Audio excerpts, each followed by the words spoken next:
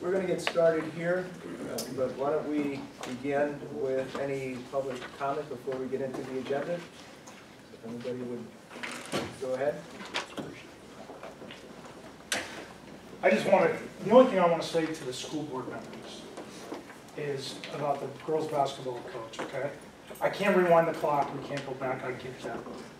But going forward, what we can do, and I think we owe it to the girls, I think the girls of West Roy, to my knowledge, have succeeded in the classroom, they've succeeded on the court, every single one of them have represented West Roy as a school. I think the girls like Kaylee Romanowski, Kathy Shepard, and many others have done their job. So the only reason why I'm here is I'm asking you guys not to just hire anybody on paper. Do the research. I know there's been some. There's one guy that I know applied. He quit before the season started. He quit before the season started. I don't want to see that happen in West Carolina. I know we can't talk about names and everything else, but just do the research, look into who's applying. I think we owe the girls the very best coach that we can get. How we do that I don't know. I know we had one. We can't go back.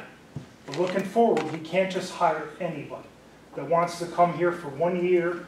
Todd Pollard's working his tail off. I mean, in Biddy basketball in 7th and 8th grade, he's doing a phenomenal job. But we need somebody that can take, and there's something special that's happening here. If anybody knows anything about basketball, there's something special that's happening to the girls' programs at Western Wayne. So I'm just saying, you guys as a board, to do your homework, do the research. Just don't take a piece of paper, say, hey, this is the guy we want to hire. Really dig into it, dive into it, and see who they are. Because anybody, I can write a resume that'll blow your mind, but is it really who I am? You know what I mean? So that's all I'm asking for, is just give the girls, they're giving you the best. So you guys as a board owe them. You forget about me as a parent because I'm disgusted, but the girls, the board members, you guys owe it to the girls to do your best. And that's who's going to be held accountable here. Before, can't hold you accountable. But moving forward, that's the key. That's all I have to say. Thank you for your time. I just have one question. Is it too late for someone to submit an application? We had someone ask if someone was hired yet. Well, we will have a recommendation for the board Okay. for Monday at this point. All right. Okay. Okay, that's fine. I was just, someone had asked. No, unless something in the meantime comes up and then we have to reopen it. Right, then they at can this apply. point, Okay, we that's will fine. have the That was just his question. Thank you. Anyone else? Wayne? You want to bring the subject up now? School security? Sure. Okay. For those who don't know me, my name is Wayne Muir. I'm the head of after-school activity security. I don't know if you had brought up, I know Paul Settler has, and we've been checking into it and all that Pennsylvania Department of Education from Harrisburg has submitted more or less that security officers cannot carry weapons anymore without basic training. Only the SROs and the SPOs. I've been the head of security here for 22, almost 23 years, and we've been carrying guns here, weapons, to protect the school, the kids, the staff, and my people that work for me. This is Harry Schaefer. He's one of the guys that work for me. He's the police chief of, actually, Waymart. They don't want to work the school without carrying a weapon. And due to the shootings, what's been happening just down at Virginia Beach, just the latest one, unfortunately. We're not saying that it's going to happen here, and hopefully it never happens here, but we're more concerned about the school itself. I don't know if we look into this more. I got another contact person that I received today from Dale Kuiper, who is one of my security people. She's in charge of the educationpa.gov. She can probably give you more information on it. My security officers basically won't carry weapons due to their We're all cops. their jobs. Most of the people that work for me, more or less, are police officers, constables, sheriffs, Act 235s. Everybody is certified. If they get caught, it's a felony. It's a felony. They would lose their, more or less, certifications if they get caught carrying a gun. And I don't think it's fair for us not to look into this more. Well, we have, and unfortunately, the law is what it dictates, and as we've discussed in the past, there is some legislators trying to revise the bill to fix that situation so that you'll be able to again, because you were up until they made this revision, and I don't think they realized that the language was almost contradictory to the law. They made it school code. So, Wayne, Harry, you guys know we value you so much here and what you do for us on a regular basis. You're part of our community. We want what's best And the for thing you is, guys. We don't want to expose you to any liability, and at the same time, we want our kids and our people safe at our events. So there is hopefully legislation coming. Who knows how long that will take. In the meantime, we could discuss even having potentially hired as like a part-time SPO, so that you would be Western Wayne employees. no, Harry's an SRO at Long Paul, part-time. And he can't even transfer his over to Western Wayne. So for them, you're covered. For Wallin Paul. For Wallin Paul. But unfortunately, it For here, doesn't you're transfer not. to here. It's the Exactly. most ridiculous law I've ever. And I know I asked if you guys would consider, in the meantime, at least carrying tasers or some other form, and I know that you're not comfortable completely with that Well, either. let me just give you guys a brief scenario. Over 90% of shootings, mass shootings, have happened in a no-gun zone. Okay? This is a no-gun zone. If dad is ticked off at mom, they're getting a divorce, mom's got the kid at the basketball game, he's got a PFA, so he's not gonna go to her house. He knows she's gonna be at the basketball game. When he comes in to do his dirty deed, the first guys he's gonna look for are the guys in uniforms. All we are is a target. So without the ability to stop the threat, we're just a target. We're putting our lives more on the line now by, if we weren't carrying a weapon. I agree, and we try to be creative with, excuse me, with situations like the prom where we asked the facility if they would hire you Right. under their guise, and then we would reimburse them so that you'd be able to still at the school function, because we're not dictating that. Well, the problem with that is then we have to carry our own $1 million bonds, which they Correct. didn't want to tell you that, but that's what they, yeah. Right. So We're it's, trying to find ways. right, that's where Wayne, myself, Joe, and others, we're concerned about the students and the people here. Absolutely. Because after school activities, we have a football game, how many hundreds of people do we have? Thousands. That's our concern. Whatever happens to us, but our concern is all these kids and these adults that are coming to these activities. We're trying to figure out a way to work it. We just don't know how to do it. We're with you. We're in the same boat. Why doesn't it transfer from Wallin Pop back to here? What is the language that? Because if the language states that if we hire the security and they're not registered SPOs for the district, then they cannot carry a firearm. We're not sworn We're not officers. sworn We have to be officers. sworn officers. What's the problem with swearing in part-timers? I mean, enlarging our force Basically, we just lost. I lost my people. Yeah. As you know, it's minimum now. I mean, I'm working, I don't want to let the school down. I'm working without a firearm. And like I said, I've been here for 22, 23 years. The thing is, daytime, you have school locked down. You have to buzz to get into the school. You have your SROs and After SPOs school, to it's a protect. little more. After school, you have all your activities access. in and out of school, and more people come in and out of there, so we're more targets, I think, after school than we are during school. I mean, I realize that they now and then become part of payroll and stuff like that, but, we can't nickel and dime security. Man, I'll give you this. Yes, please. And you could pass it on to Paul or whatever. Thank you. But if we Yeah, could and take- that's definitely a consideration that, you know, we can discuss and you know, we discussed of course of our conversations on the side, so. I agree with you, it's not a good situation. Yeah, and I mean, it's been like this, I mean, when Joe Posa was constable here 22, 23 years ago, I took over for him. And he carried a weapon basically when I Well, started. it used to be as long as you were Act 235, it was fine, you know, and we're all Act That's exactly 235. right. And, which is Lethal Weapons Act, and you're allowed to carry as a private security officer, but And then, technically, you still are under that law, but not under school code. right, So it's it's it is. bizarre. I don't, I really hope they change it in the meantime, but also we'll work.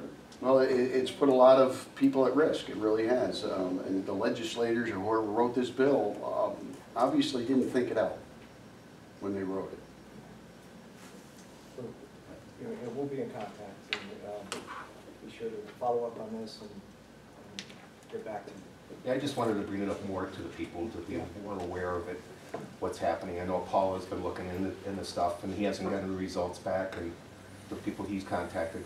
And Dale got a hold of that woman there, and basically he got more information from her than anything else, so it's on the last page there. Officer I have it Simons, highlighted. he's been really pushing his contacts as well to make sure that word gets out that this is unacceptable. And, you know, we had our attorneys review just in case we could do anything Some to protect us in loophole. case, right, exactly, and so that we'd be allowed to. I mean, right now, if anything did happen, we won't be running in. We'll be running out with the students and protecting whatever we can, get the kids in the classrooms and putting desks or whatever we have to do in the doors, but that's all we can do. We can't go after anybody. You know, it's, I agree. So thank you very much. Thank For you. everybody, guys, thank you. We Thank you. appreciate all your Yes. influence. Yes. Anyone else? I had a positive update from Dan and Aldenville Lumber. Oh, nice. They're yeah. starting the wood for the update for the Veterans Excellent. Memorial Yeah, Auditorium. At this point, discussion with Mr. Dunda and Brim, they said probably most realistic would be after graduation in the summer months to Right. complete the project, so. Changing of the doors and all that, Correct. right, but they're actually getting the lumber milled for us, Thank you very much. We appreciate certainly. it. Okay? Everybody- All right, moving to the agenda.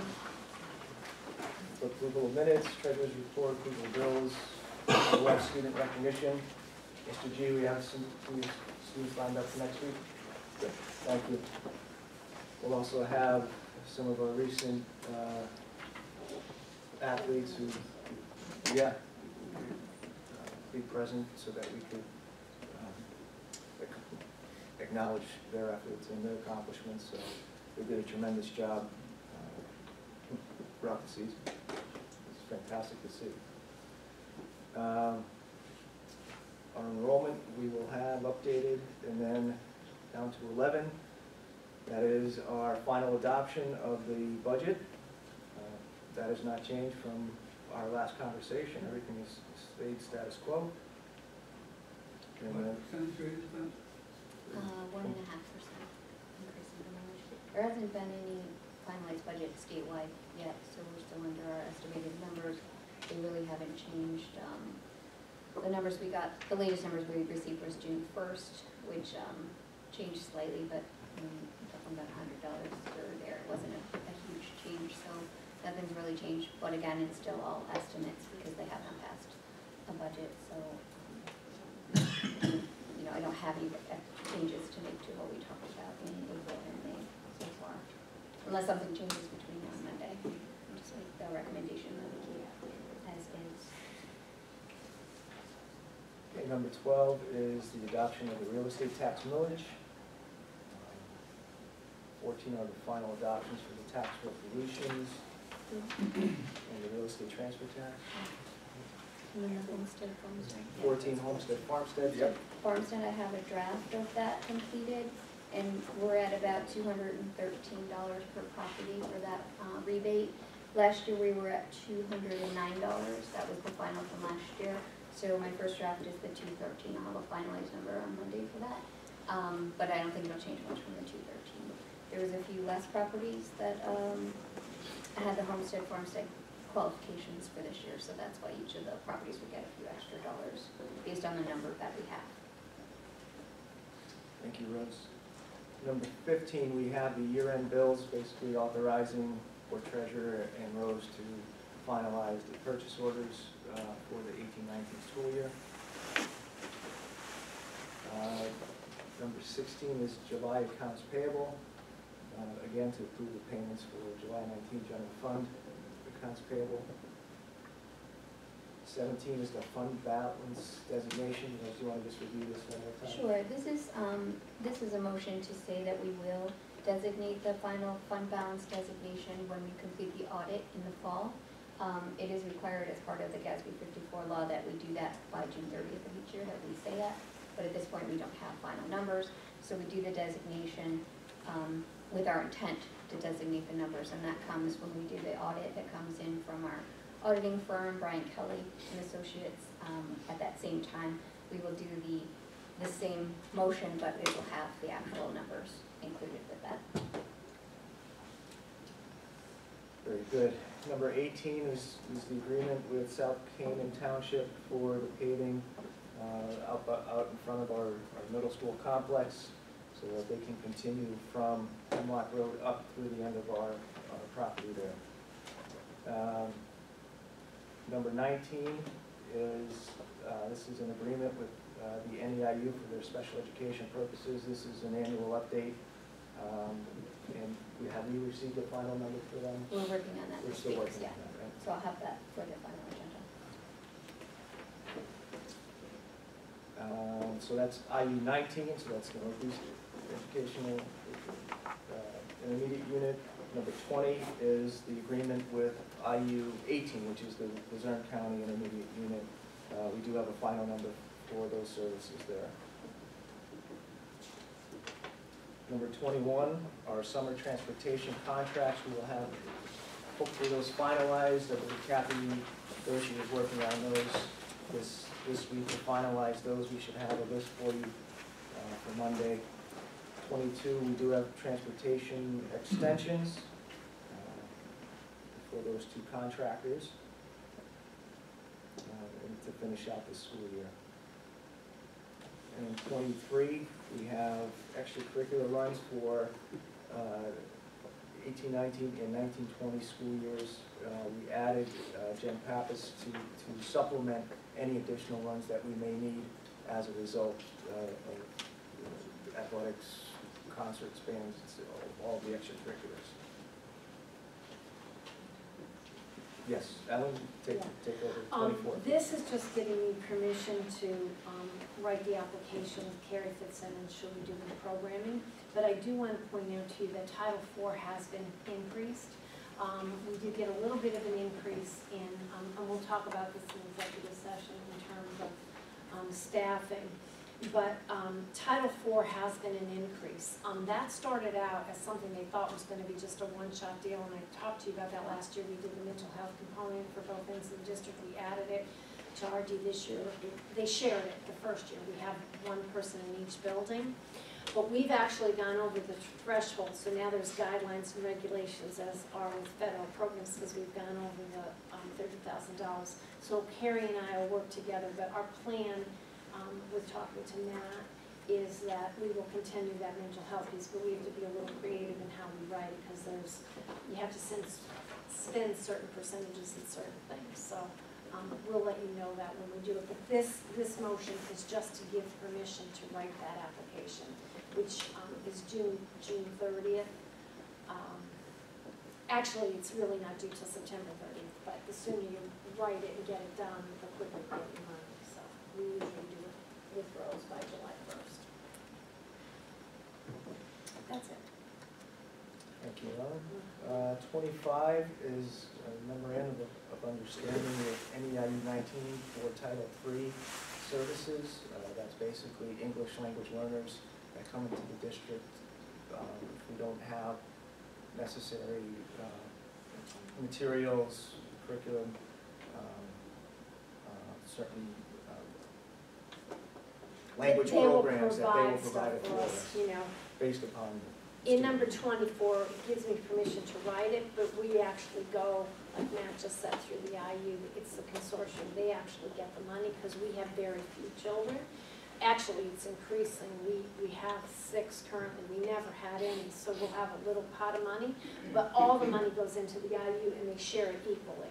A lot of the schools in the valley, the IU provides those services. That's too far for our kids to go, but if we needed something, like say a child from St. T. Counts came for Russian or something, they would provide us with, say, Rosetta Stone or something like that, and they would pay for that cost. So number 24 gives me permission to write it, but 25 actually gives us that, the IU, because we get more money that way if we do it that way.